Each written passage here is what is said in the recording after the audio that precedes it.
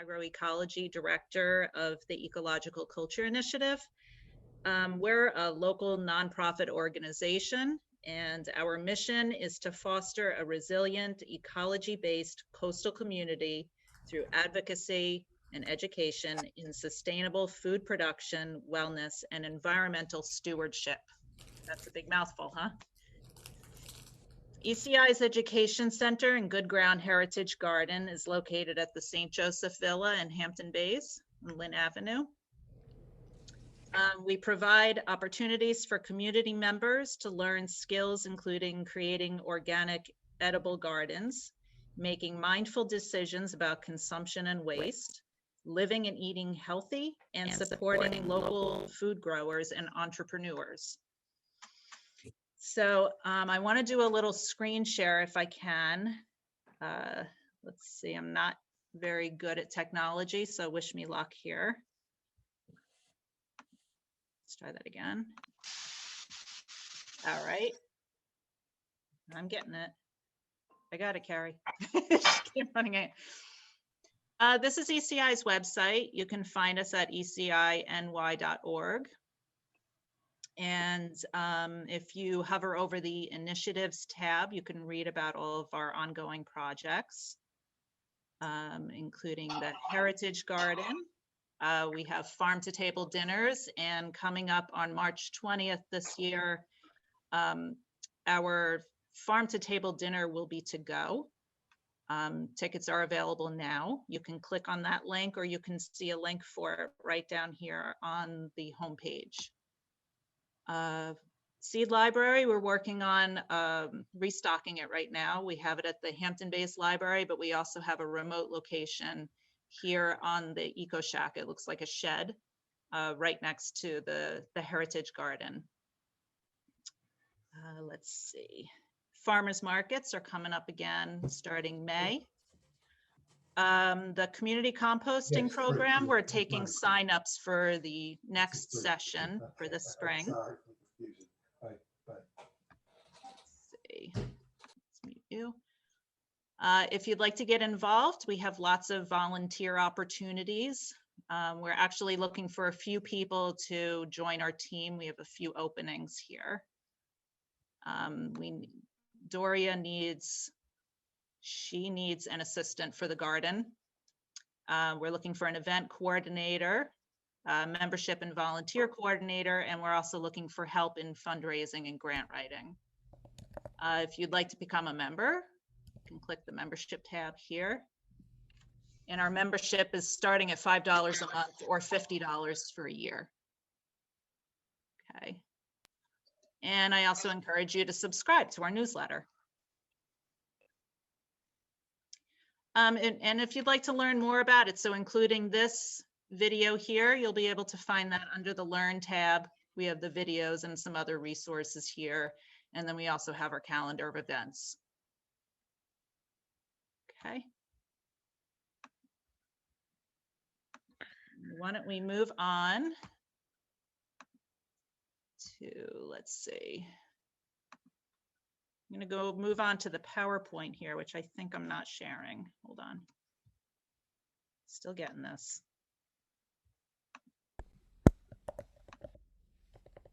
Try it again.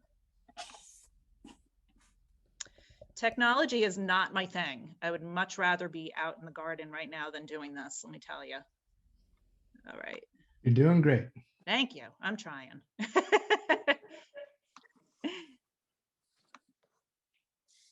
Okay. So this is Organic Vegetable Gardening 1. We'll have part 2 next week. And part 3 is going to be more of a demonstration, not this boring PowerPoint slideshow stuff. Number 3, we're going to be in action. We'll be creating our own seed starting mix and show you a few different ways to start seeds indoors and out, what type of lighting you'll use. So you'll get to see that live. Okay, so if you're able to, raise your hand if you have a vegetable garden. Okay.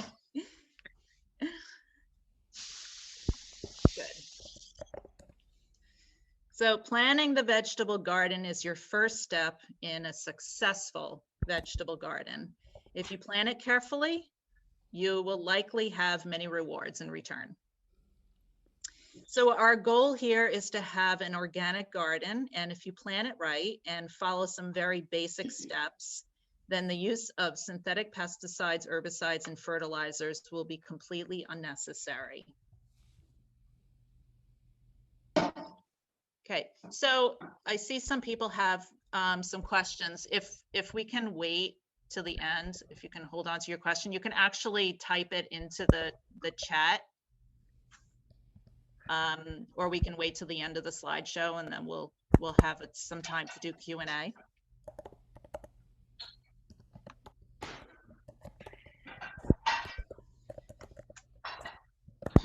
So I've been growing vegetables for over 25 years without the use of chemicals, and every year has been better than the last.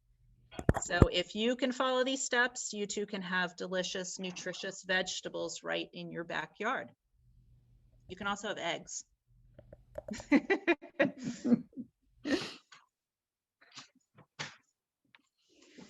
So there's many purposes.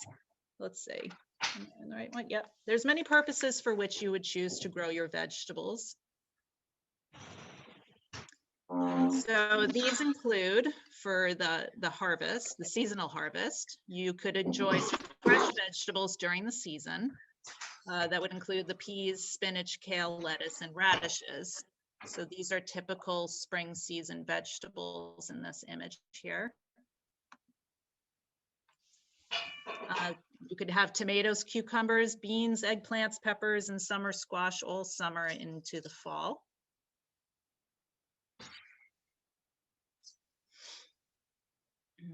And there's nothing like picking that fresh tomato on a hot summer day. So by the end of that season, you get kind of sick of these tomatoes, but during the winter, you're going to miss them again. I do anyway.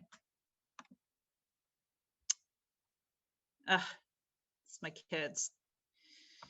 Teenagers now. So we do it for the fun and we do it for the therapy. Nothing feels better to me than digging in the soil with my bare hands while breathing the fresh air and knowing the rewards that we will enjoy for the hard work that I've put into the garden season.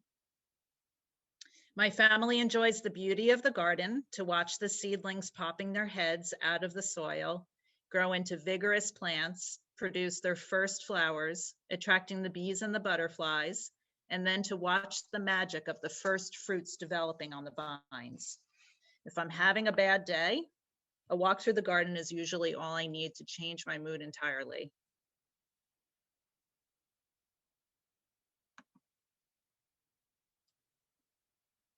So many people, including myself, will grow vegetables in abundance with the goal of preserving in the form of canning, freezing, or dehydrating, so that we can enjoy what we've grown all through the winter. There's nothing like fresh canned tomatoes in February's. This is actually a picture of my pantry. It doesn't look this organized anymore. Okay. So many people grow herbs for their medicinal and healing benefits. The same can be said about fresh organic vegetables. Studies have shown what conventional, pesticide-treated, and genetically modified foods can do to our health, and it's not good. Growing your own gives you the control over what you're eating and feeding to your family. There are many seed supply companies who offer organic, non-GMO, and heirloom seeds and plants. The danger of genetically modified ingredients is invading our everyday favorite meals and contaminating crops that have promised to be safe from these altering genes. So now if you're growing your own, you know exactly what you have. Okay. Now we're going to get into the planning part. And this is really what you want to do in January and February months. You still have time though, don't panic. It's only March 1st.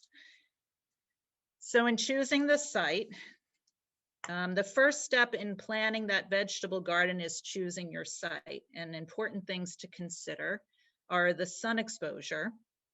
Most vegetable and herb plants need at least 6 hours of direct sunlight. More is better, and the more they're given, the better they will perform. Some plants do better and produce longer with a little shade, for example, greens like spinach, lettuce, kale. And beans can actually tolerate a little bit of shade, and some herbs as well. So how do you figure out how much sun an area will get? If you have a lot of trees on a property, there's something important that this is something you'll need to consider. And you have a few choices. You can spend an entire season just observing. Make a map of the area and make note of what time the sun hits it and what time shade from trees or structures starts to take over. Keep in mind that it's still winter, so the sun is lower in the sky. As the spring approaches and summer, the sun will be higher in the sky. It will be casting shade in a different way. But now this is a good option if you don't want to wait an entire year. This website I found is very helpful. The website allows you to map out your garden, and you can add tall structures and trees using the data. It will show you where the shade will fall during the different seasons and during different times of day. Keeping all of this in mind, know that southern exposure is the best, east is the second best. But don't plant a garden against the north side of your house, as this is probably the worst possible location. Here's another thing to consider. So the distance from the house, a garden that's too far from the house could result in neglect. I like to look out of my kitchen window and see if the plants are wilting and need water. I like to see when the weeds need pulling and when a tomato is ripe for picking right from my back deck. A garden too far will likely be overrun with weeds, have dead or dried out plants, and vegetables overripe and left to rot. One of my favorite morning activities is to stand by a window overlooking the garden while drinking my morning coffee, contemplating what I need to do next. And what about when you're making that pot of marinara and realize you need some more fresh basil? If you can make it out to the garden and back in time before the marinara starts to stick to the bottom, now that's good planning. Okay, drainage. You're going to need good drainage, which out here is not really much of a problem since we do have fairly sandy soil. However, you don't want to plan your garden at the bottom of a hill. This will collect all of the water when it rains or is irrigated and could eventually turn into a swampy marsh. The roots could rot, eventually causing plant death. Let's see, access, let's see, the grade of the property. And you can see this image here is actually where I started my first garden. At the house that I live now is on top of this hill. Gardens on a hill should be placed on top, on the south side or the east side. So gardens placed on the north side of the hill will be too shaded. Gardens planted on a hill or into the side of a hill can also add an interesting and beautiful dimension to a landscape. Somebody else trying to come in? Okay.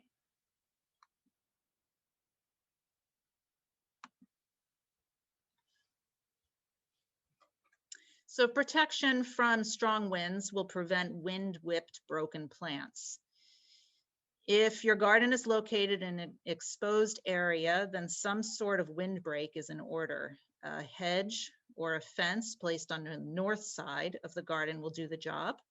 There's nothing more disappointing than seeing your plants loaded with ripening fruit suddenly destroyed by gale-forced winds that we sometimes get here on the island. Air circulation is an important factor in avoiding plant disease. If you have a small garden that's completely surrounded by a wood fence, for example, it might not get very good air circulation. Stagnant humid air is a breeding ground for mold and fungal diseases. So try to locate your garden in an area where air is able to circulate.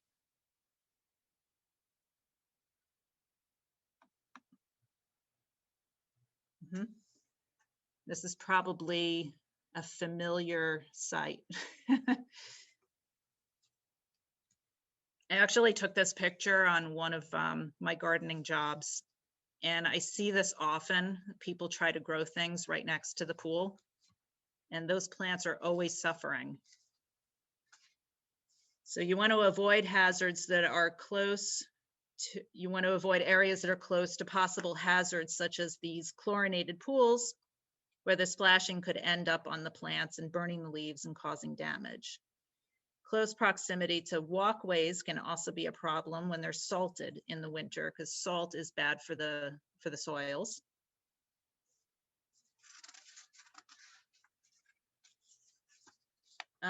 Any plants for perfect lawns treated with toxic fertilizers and weed killers should be reconsidered. An organic garden is what you seek, and any synthetic pesticides, herbicides, and fertilizers should be avoided at all costs.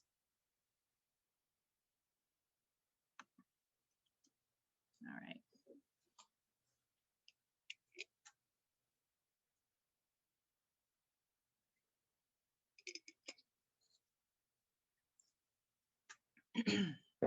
And we can talk about the different styles of beds in the garden. They call these long rows.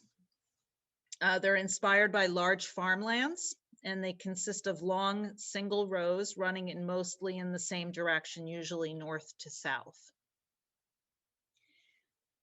These are good for people who like to use lawn tractors or rototillers. They're created in kind of long mounds, leaving walkways in between. What's nice about these is there is one method of gardening where you would alternate the rows with pathways year after year. That is a way to use crop rotation. But what I don't like about that is the areas that you're using as a walkway become compacted. We don't like compacted soil. It's real bad for plants. Okay. This, I think, is the most popular version that you see in most home vegetable gardens. So the raised bed or boxes, raised beds and boxes are aesthetically pleasing. You can choose from using woods. I like 2x8s, 2x6s are okay. Some people have used recycled pallet wood. You do have to be careful of that. And there is a way that you can locate a code on the pallet, and you can research it and find out if that wood was treated with any chemicals. Cedar wood, although it's gotten very expensive, is probably your best material to use in the vegetable garden. Let's see, there's some other options here. This is just some other examples of other wooden sided raised beds.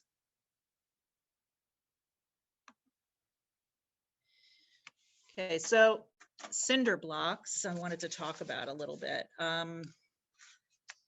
They used to use a wood ash for this that they have found out can cause cancer. And they're actually difficult to find now for the normal consumer. What you'll find in the store is actually a concrete block. So it's not made of the same material. They are very easy to set up, although the blocks are somewhat heavy. But if you can get a pallet of these delivered to your house, you can essentially create a garden for yourself overnight. The spaces in the blocks can be filled with soil, and you can plant some flowers in those or some herbs. The other thing that I found with these is I don't necessarily enjoy weeding with them. It's rough on the knuckles. So many times I've rubbed my knuckles on these and it hurts.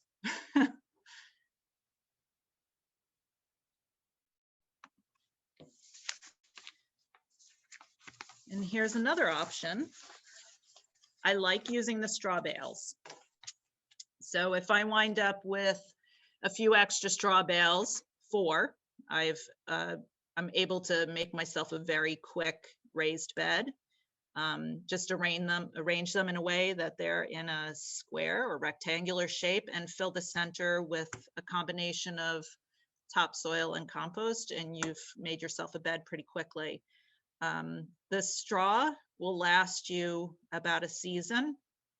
Then you can take them apart and use it to mulch any of your flower beds or herb beds, or just some unused beds for the winter to put them to sleep. Just be aware that slugs also really like straw. And logs, if you happen to have some really nice cut logs, just like in this image here, that's another option. Okay, and for those who don't really have room for making beds in their yard, or if you're like me and you become overly excited about planting tomato seeds and you wind up with way too many tomato plants, you can always plant those in pots.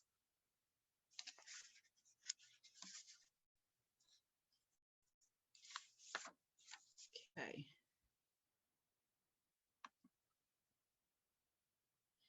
So hugelkultur, and this is wound up being my absolute favorite method of building a bed. The way I came across this idea is my property is surrounded by woodland. And I wanted to see if I could use as much free material right there from my property as I could to get started. And after doing some research, I found out that method called Hugelkultur. Let's see. It's a method that's been used for centuries in Eastern Europe and Germany, and it translates as mound bed. The first thing you would do is dig a hole or a trench about a foot deep. And then you're going to layer rotting logs on the bottom. The next would come branches. Then come the dead leaves. If you can get maple, they're the best ones. They break down a little faster than oak leaves. After that, you'll layer manure or some other nitrogen source. So some people prefer to stay away from animal products. You could use seaweed or grass clippings, if you know the grass clippings are coming from a lawn that hasn't been treated with any chemicals. Then you're going to layer compost and topsoil and use some kind of a mulch, and I love straw for this. So the benefit of making the hugelkultur is all of these material are going to be breaking down. And if you do this right, these beds will last you 20 years. As they're breaking down, they're continually releasing nutrients for the plants. They also, all of the material in there acts like a sponge, and it may lessen the amount of irrigating that you would need. All the branches in there create space for roots to move around. The one downside that I have found with the hugelkultur is that I realized that rodents also really like them. There's always a negative about everything. Okay, so when I created these hugels, these are on my property. I didn't buy anything. This was all found on my property. I happen to have some farm animals too, so even the manure I had readily available. And they hold up pretty well. You will notice over time that they start to flatten out. But year after year, in the beginning of the season, I'll add another layer of compost to the top.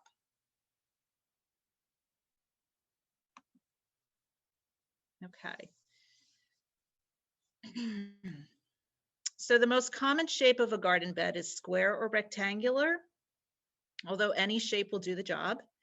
And I recommend that you don't make the beds any wider than 5 feet. You never want to have to step into the bed to reach the center.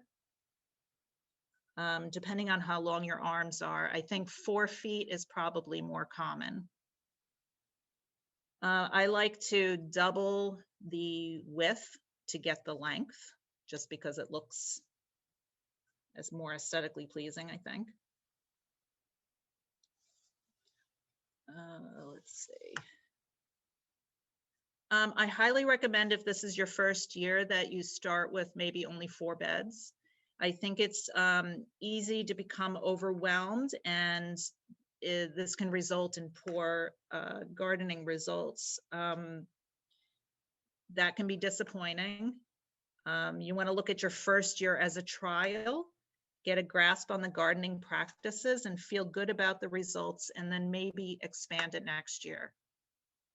I see this a lot. People get super excited and they want a huge garden, but once August comes and the weeds start really coming in and they realize they can't keep up with the watering, things start to kind of fall apart, plants are starting to die, and then they don't even want to do it again next year. So start small.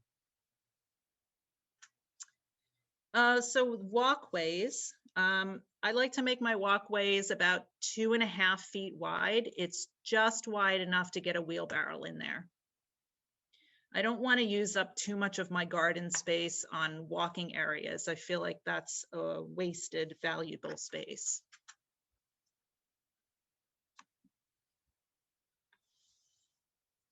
So square foot gardening, this is a popular method. It's excellent for those with very small garden spaces. And what it involves is creating a grid similar to what you see in the picture here. You could use twine. And each one of these boxes is 1 square foot. Okay. There is a website you can use to help you plan your square foot garden. I like this website. It's called sfgplanner.com. Okay. So the idea behind this is really using up every little bit of space. And that website can help you. I believe they also have an app. They will help you use every one of these squares to plant something that, you know, for example, so you can see in here, I have there's 1 squash in the middle of 1 square. And then they have some beans. It looks like there's 3 beans per square.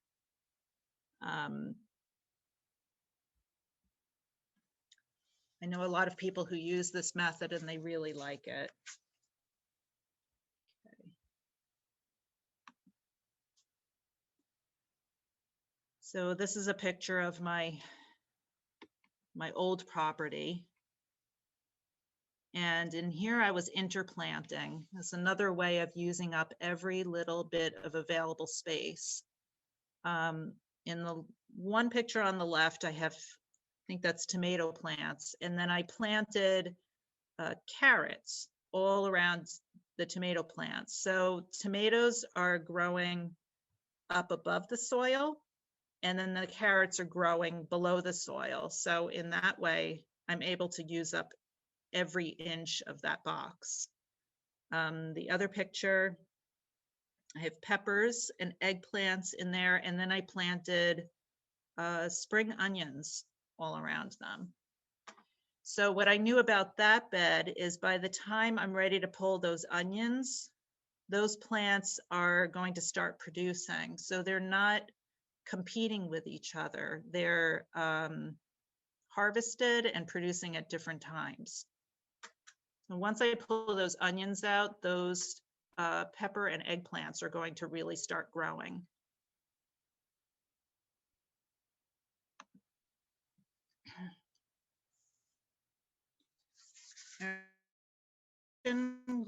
planting. This one I've come to a little bit difficult if you're rotating your crops. So Doria, our garden manager, and I were talking about how this really makes rotation difficult.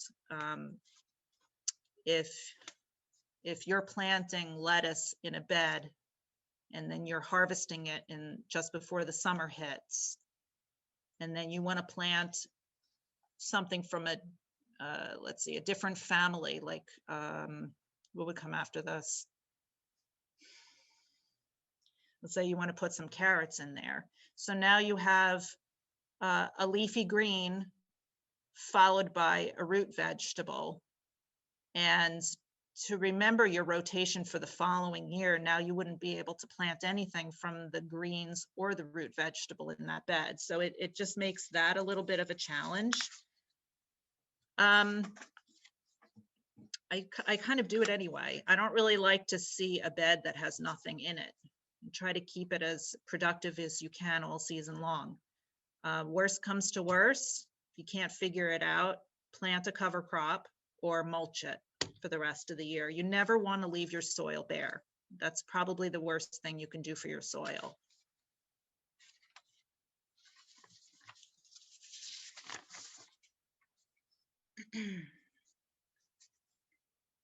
Let's see. So in succession, the idea behind this is when a spring crop is harvested or it dies out from the heat, then you would plant it again with a different type of crop. So when this lettuce here is done, I could plant some winter squash seeds.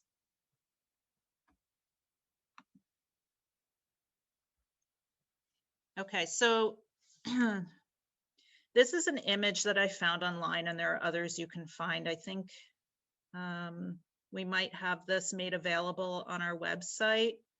And this is all about companion planting. Companion gardening is a method where two or more plants are planted near each other and they will benefit each other in some way. An example of this would be planting basil next to tomato plants. Basil has a smell that aphids don't like and will keep them from attacking the tomato plants. Zinnias and marigolds are very popular for this reason. You may also want to plant flowers that are attracting pollinators that would help to pollinate your cucumber and squash flowers. See if I can think. There's nasturtium is a popular one for that. And borage is another one. Borage is also an edible flower. It tastes like peas. Okay. And here we'll talk more about rotation. And using rotation in the garden is extremely important.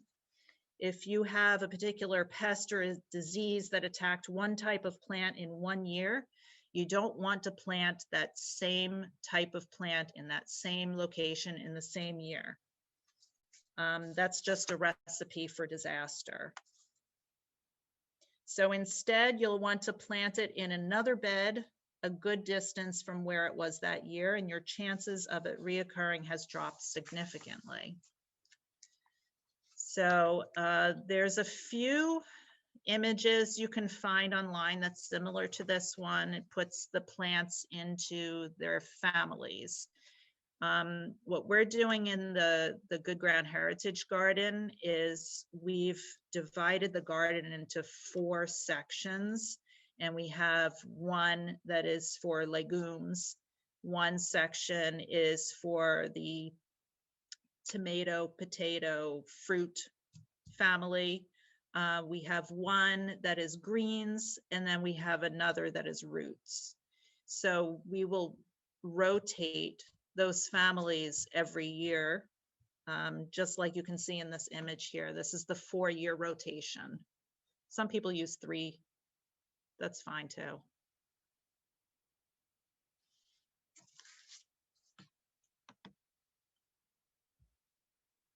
Okay. So now that you've decided on the garden location and your style and your bed design, you're ready to make a map. And this is one of my favorite things to do in the winter, is to get out a piece of graph paper. You want to measure your entire garden space first, start with border, and start about how you want your bed shapes to look. So this is an idea here. We actually have bed shapes similar to the one on the left in the Heritage Garden here. And on the graph paper, you'll want to note the measurement of the entire garden space, the measurement of each bed, and on the graph paper, is each square equal to 1 foot squared, depending on the size of your garden. I keep every one of these year after year, so I can refer to it in the following years, and that helps me with rotating my crops.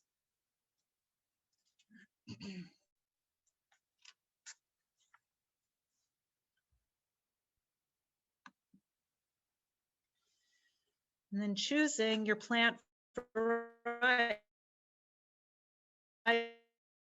garden, you will want to start with organic seeds.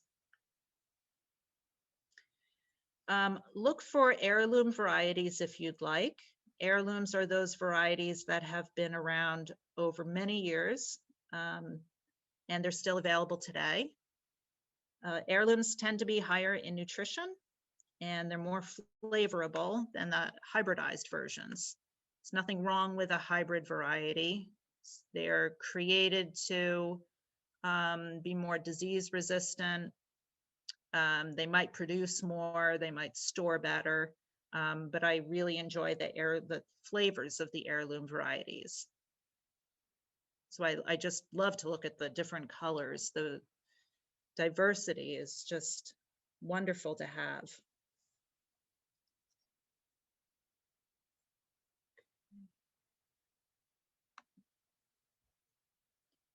And then here are some traits you can keep in mind for the different varieties. You'll see these noted in seed catalogs, and sometimes it's listed on the seed packet itself. When you see these words determinate and indeterminate, the determinate tomato means that they produce all their tomatoes at one time. I really like this for the Roma tomato. I know that I'm going to have a huge amount of tomatoes in a short period of time, but that's perfect for when you want to make big pots of marinara. So the indeterminate will produce for a longer period of time, but a much smaller amount each time you're harvesting. I've noticed that most beefsteak tomatoes are like this. You can look for high yielding varieties. You can look for those that are more disease resistant or drought tolerant, ones that might store well. Usually in the description, they mention about their taste. You'll always see how many days it will take till they mature. That helps you determine when you need to start your seeds. The USDA climate zone usually is mentioned. We're zone 7A here in Hampton Bays. And then your packet will say how many seeds are in the packet. Some seed supply companies tell you how much by weight is in the seed packet. That gets a little confusing for me.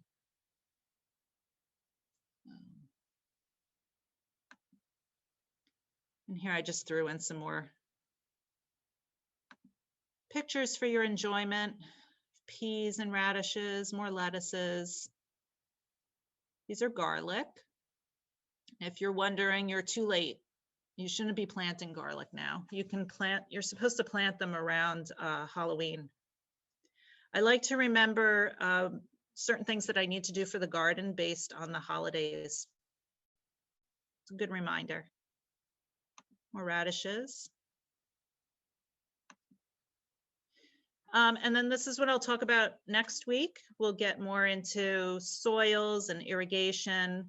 We'll talk about organic disease and pest management and weed control. And then the third presentation is when it'll be more of a demonstration on starting seeds indoors and out.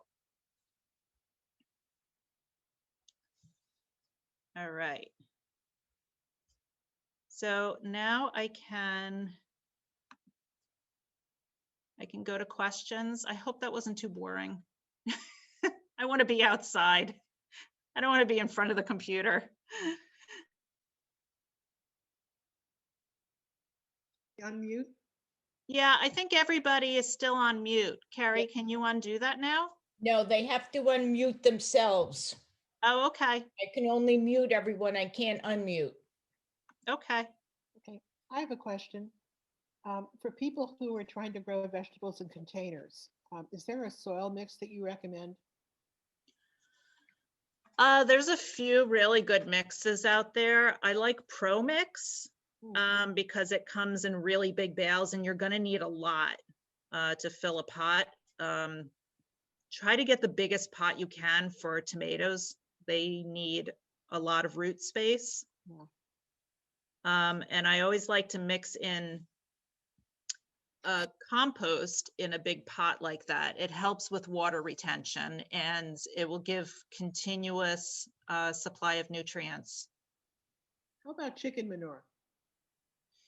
You have to be really careful with chicken manure because that's considered a hot manure. It's very high in nitrogen. So if it hasn't been composted, it's going to burn your plants. And actually, so this is actually a good question because I have a variety of animals at my house. The chicken manure needs composting, but in general, a type of manure that would come from a rabbit or a goat, that is a cool manure and you can use it right away. And that actually makes really good manure tea if you wanted to get into that. I have a question. I'm Pam. You were mentioning when you're planting your rows to orient them north-south, not east to west. And I was just wondering, is it because the sun rises and shines evenly? That's right. That's right. Especially if you have a climber. So beans would have to go up onto a trellis. And if your beds are oriented so that they're east to west, that will cast a shade at some point. And if you have a row that's next to it, that crop will have to deal with the fact that now it has shade over it. So, you know, and what I'm thinking is if you're in a very small space, like you are in a garden, you want to do it right the first time. Yeah. It's a little different if you're talking about farmland. Sometimes the rows in farmlands do go east to west, but those rows are spaced so far apart that it shouldn't affect anything significantly. Thank you. Did that answer your question? Yes, thank you. Okay. Question, Rachel, thank you so much for your presentation. You did a great job. I am wondering if other gardeners have issues with sandy soil and so common in Hampton Bays and around the region. So do you have some remedies for nutrifying the soil, or also some other things that just you have found are great tips to share in our climate and with the condition of our sandy soil? So you always want to add compost, no matter what type of sandy or clayey soil you have. I actually went to college in Pittsburgh, and in Pennsylvania, their soil is mainly clay. And the remedy for both sandy or clayey soil is just to add compost. So just plan on adding compost every year. It's going to help the structure, the ability to both hold water better and even to drain better. I think that's really all we can do. And I do like mulching. So if you can get straw to mulch the top, that will also help hold the water in. Recommend a ratio of how much compost, because when we compost from the food waste from our own homes, I mean, depending on how much that would be on an ongoing basis, maybe we could learn from you more about the ratio of compost to like whatever beds we are creating on our own. Thank you. So if you're starting from scratch, I do 2/3 of topsoil and 1/3 compost. Every year, and it's hard for me to give actual measurements because I've been doing this so long that it just comes naturally and I just kind of do it on instinct. So let's say I have a 4x8 size bed. I would add 1 heaping wheelbarrow full of compost to that every year. But keep in mind, you have to check your soil pH. Every year you want to check it after adding your compost. Compost tends to make the soil more alkaline. And it's surprising for us on Long Island because we have pretty acidic soil, but I've actually gotten to a situation where my plants weren't doing so well. And I found out that because I was adding compost every year, my pH actually wound up being too high. It was too alkaline. That was surprising for me. I actually had to add some sulfur to the soil. Did that answer your question? It really does. Thank you very much. You're welcome. One more. How are you checking your pH? What method do you use to do that, please? The Cornell Cooperative Extension in Riverhead. So I think for a minimal fee, they'll test your pH, they'll test your nitrogen, phosphorus, and potassium. I'm going to talk a lot more about soil in the next session. Soil is huge. It's a big subject. Could you please repeat that one more time? Cornell and where? Cornell Cooperative Extension. It's in Riverhead. It's on Sound Avenue, and they have a receptacle where you can, bring your soil in a bag with your contact information and leave it in the receptacle so you can do it without any contact. People there are working carefully because of COVID. A lot of people are at home, but they're still doing soil testing. Thanks. And I think it's $5. I thought it was $7. It seems like everything with Cornell cooperatives, their fee is $7. I don't know what it is. They like that number.